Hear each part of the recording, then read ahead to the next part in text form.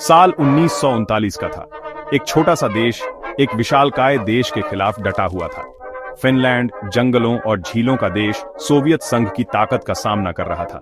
Soviet संघ के पास tank, हवाई जहाज और लाखों सैनिक थे। फिन्स के पास था सिसु, उनका हौसला, दृढ़ संकल्प और साहस। ये था विंटर वॉर, एक ऐसी लड़ाई जिसने पूरी दुनिया का ध्यान खींचा। फिन्स, जिनकी संख्या और हथियार कम थे, उन्होंने हार मानने से इनकार कर दिया। उन्होंने बहादुरी और चालाकी से लड़ाई लड़ी, अपने जमे हुए इलाके के ज्ञान का इस्तेमाल अपने फायदे के लिए किया। इन बहादुर सैनिकों में एक शांत किसान था जो आगे चलकर एक किंवदंती बन गया, सिमो है। सिमो का जन्म रूसी सीमा के पास एक छोटे से गांव में हुआ था। वह घने जंगलों में शिकार करते हुए बड़ा हुआ, अपनी निशानेबाजी के कौशल को निखारता रहा। जब युद्ध आया तो वह अपनी मातृभूमि की रक्षा के लिए तैयार होकर फिनिश सेना में शामिल हो गया। किसी को नहीं पता था कि यह साधारण किसान इतिहास का सबसे खतरनाक स्नाइपर बनेगा। सिमो है यह एक साधारण आदमी था। वो जंगल को अपनी हथेली की तरह जानता था। वो धैर्यवान, चौकस और निशाने में अचूक था। उसके पास फिनिश निर्मित मोसिन नैगेंट राइफल थी। सिमो लोहे के निशाने पसंद करता था। स्कोप सूरज की रोशनी को दर्शाता है। सिमो का तरीका अलग था। वो अपनी राइफल को अपने शरीर के एक हिस्से की तरह इस्तेमाल करता था। वो सिर से पैर तक सफेद छलावरण पहनता था। सोवियत उसे बेलाया स्मर्ट कहते थे, सफेद मौत। वो एक भूत था जो घूमती बर्फ में प्रकट होता और गायब हो जाता था। सोवियत सैनिक उस अनदेखे दुश्मन से डरते थे। कोल्ला फ्रंट एक जमा हुआ नरक था। सोवियत ने फिनिश लाइनों को तोड़ने के लिए लगातार हमले किए, लेकिन सिमो है के कुछ और ही प्लान थे।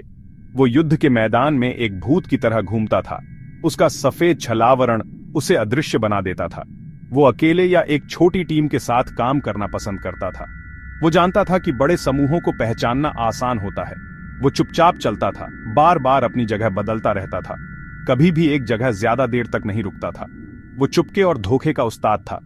एक दिन सोवियत ने बड़े पैमाने पर हमला किया। सैनिकों की लहर दर लहर खुले मैदान में दौड़ी। सिमो ने एक छिपे हुए घोंसले में अपनी जगह बनाई। उसने निशाना लगाया और फायर किया। हर गोली निशाने पर लगी। घंटों तक उसने अपनी जगह बनाए रखी, दुश्मन को मार गिराया। वो खाने या सोने के लिए नहीं रुका। वो एक ऐसा आदमी था जो अपनी मातृभूमि की रक्षा के लिए अटूट दृढ़ संकल्प से प्रेरित था। जब तक सूरज डूबा तब तक 40 से ज्यादा सोवियत सैनिक मारे गए, सिमो की घातक सटीकता का शिकार।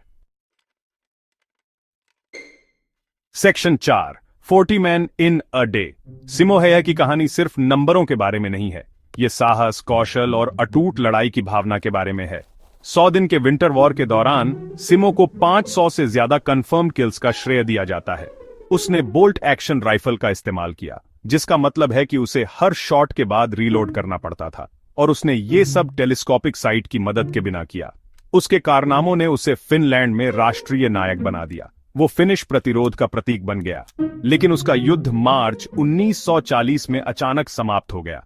एक फटने वाली गोली उसके चेहरे पर लगी, जिससे उसका जबड़ा टूट गया। उसे उसके साथियों ने पाया और युद्ध के मैदान से निकाला गया।